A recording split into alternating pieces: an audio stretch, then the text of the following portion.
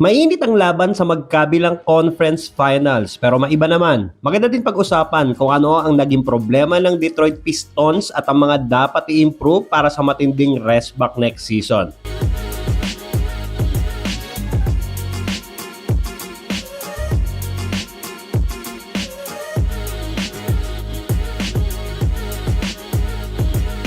Well, konting background lang. Sa mga batang NBA fans dyan, baka sanay kayo na ang Detroit Pistons ay laging lottery team. Pero sa aming mga trentahin na matagal lang nanonood ng NBA, kilala namin dati ang Detroit na isa sa mga mapanganib na team sa East. Well-known sila pagdating sa pagiging bad boys, malupit sa depensa at hindi nawawala sa contention. After ng huling kampyonato ng franchise noong 2004, naging contender pa din naman sila hanggang 2008 o 2009 kung hindi ako nagkakamali. After nun, nag-rebuild ang team. Doon na sila parang nahirapan sa pagbangon at yun na yung nakasanayan o naabutan ng mga batang fans, ang Detroit na laging nasa baba ng standings. Makapasok man sila ng playoffs, parang nasabit lang tapos isusweep lang din sa first round. May mga mataas na pick sa draft pero madalas bust o kulang ang kakayahan para maibalik sila sa pagiging legit contender. Lagpas isang dekada silang ganon until madraft nila bilang first overall si Cade Cunningham noong 2021. At after over a decade ng pagiging bottom team, parang nagkaroon ng konting pag-asa ang Motor City. Pero hindi naman agad nangyari ang inaasahan. 2021 na draft si Cade pero 2025 pa sila nakabalik sa playoffs bilang sila ang 6 seed sa East. Pero nalaglag din agad sa first round. At ngayong 2026, madaming nagulat sa bigla nilang pag-angat. 60 wins lang naman at naging number 1 sa East. Dalawa sa players nila naging all-star, si Jalen Duren at Cade Cunningham. Sa playoffs, number 8 ang kalaban nila o manggagaling pa ng play-in tournament, ang Orlando Magic. Pero ang nangyari, nalamangan agad sila sa serye ng 3-1 pero nakabalik naman sila para maipanalo pa din ang series mula sa pagkakabaon sa 3-1 deficit. Umabot agad ng Game 7 first round pa lang. Take note, injured pa si Franz Wagner noon. Muntik pa sila mapasama sa history o sa iilang number 1 seed na natanggal agad ng number 8 seed sa first round. So, hindi ko alam kung impressive ba sa mga fans yung comeback nila against Orlando Magic o hindi. Kasi in the first place, hindi naman kasi dapat sila nabaon sa 1-3 dahil sila ang may 60 wins at sila ang number 1 sa standings. At sa sumunod na series against Cleveland Cavaliers, nakauna naman sila ng 2-0. Pero ganun ulit, umabot ulit ng Game 7. Pero this time, hindi na sila nadapuan ng swerte. Doon na tinatapos ang kanilang season after silang tambakan ng Cavs sa mismong home court nila sa Game 7. So, ano nga ba ang mga naging problema nila? Ayon sa dating GM ng Pistons na si Troy Weaver, pinabayaan nila ang batang core na manalo lang ng 14 games noong 2024 dahil ayaw niyang magdagdag ng veteran shooters. Nang dumating yung bagong GM na si Langdon, kahit paano inayos niya ang opensa sa pagkuha kina Tobias Harris, Tim Hardaway Jr. at Malik Beasley. Ngayong season naman, sina Duncan Robinson at Caris LeVert ang pumalit. Pero kahit ganon, second lowest pa rin sa buong NBA ang 3-point attempts ng Pistons at tuwing nauupo si Cade Cunningham, bumabagsak ng sobra ang opensa nila. Kulang sila sa shooting, kulang sila sa creators at halos si Cade lang ang gumagawa ng lahat.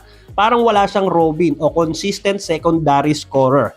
Kahit sino na lang ang mag-init. Pero nung trade deadline, imbis na mag-all-in sila, mas pinili pa ni Langdon na mag-ipon ng draft picks. Oo, nakuha nila si Kevin Huerter, pero halos hindi rin siya nagamit sa playoffs. Samantalang may ibang available pa sana noon like MPJ, Anthony Simons, Ayo Dosunmu o Kobe White. Mga players na kayang drumibol, pumasa at tumira na eksaktong kailangan ng Detroit. Dumating pa sa punto na si Tobias Harris ang naging temporary savior nila sa playoffs. Sa loob ng ilang games, parang naging prime Carmelo Anthony siya sa scoring. Pero hindi yun sustainable. Nang bumalik siya sa normal niyang laro, bumagsak ulit ang secondary offense ng Pistons. At doon mas lalong nabugbog si Cade Cunningham. Kanya lahat scoring, playmaking, ball handling. Siya pa ang pinapabantay kina James Harden at Donovan Mitchell habang umaabot siya ng mahigit 41 minutes kada laro. Kitang-kita sa dulo ng series ang pagod niya. Mabagal na ang opensa ng Detroit sa clutch at kada dinodouble siya ng Cleveland, lalo siyang nauubos. Isa pang problema, yung tandem nila Jalen Duren at Ausar Thompson. Pareho silang elite athletes at malakas sa depensa, pero pareho rin silang hindi shooters. At sa modern NBA, ang hirap makasurvive kapag dalawa ang non-shooters mo sa lineup. Grabe ang ibinagsak ng laro ni Duren sa playoffs. Bumaba ang scoring, humina ang rebounding, naging inconsistent sa depensa hanggang sa nawalan ng confidence. Ang sikip pa ng ilalim dahil hindi maaasahan ang shooting ni Ausar. Ang resulta, halos wala ng space si Duren para umatake. Kahit si Coach JB Bickerstaff parang nawalan rin ng tiwala kay Duren nung ginamit niya si Paul Reed buong fourth quarter at overtime sa isang crucial game. Pero ano nga ba ang mga dapat nilang gawin o mga dapat ayusin? Well, para sa akin, una kailangan nilang desisyonan muna yung about kay Jalen Duren na restricted free agent na. At dahil bata pa at potential All-NBA player, posible siyang makahingi ng max contract. Kaso ganun nga ang pinakita sa playoffs. Dalawang senaryo lang naman yan. Kapag pinakawalan mo si Duren, mawawalan ka ng batang star ng libre. Kapag binigyan mo naman ng sobrang laking kontrata, baka matrap ka naman sa maling roster fit at mahirapan kang i-trade pagdating ng panahon dahil sa contract.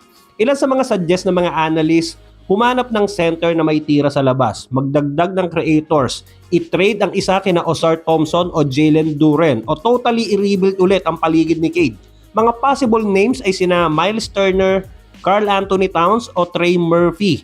Pero kahit anong path ang piliin nila, iisa lang ang malinaw. Hindi na pwedeng manatili ang Detroit sa lumang style ng 1989 o 1990 o 2004 Pistons na parang sa depensa lang ang tinututukan. Panahon na para mag-modernize. Dahil sa NBA ngayon, oo, defense still wins championship pero hindi sapat ang depensa lang. Kailangan mo talagang ibalanse ang lahat. Starter at bench, shooter at non-shooters, offense at defense. Hindi pwedeng Jared Vanderbilt lang. Mas effective ngayon ang Jaden McDaniels dahil bukod sa mahigpit na depensa, kailangan mo rin makipagsabayan sa opensa. Lalo na kapag championship na ang usapan. So, sino sa tingin mo ang perfect fit na maging katandem ni Cade Cunningham para maibalik ang Detroit Pistons sa dati nitong glory? Comment mo naman yung opinion mo. Paki-like and share na din ang video. At baka naman, paki-subscribe na din ang ating channel para sa mga susunod pang NBA kwentuhan.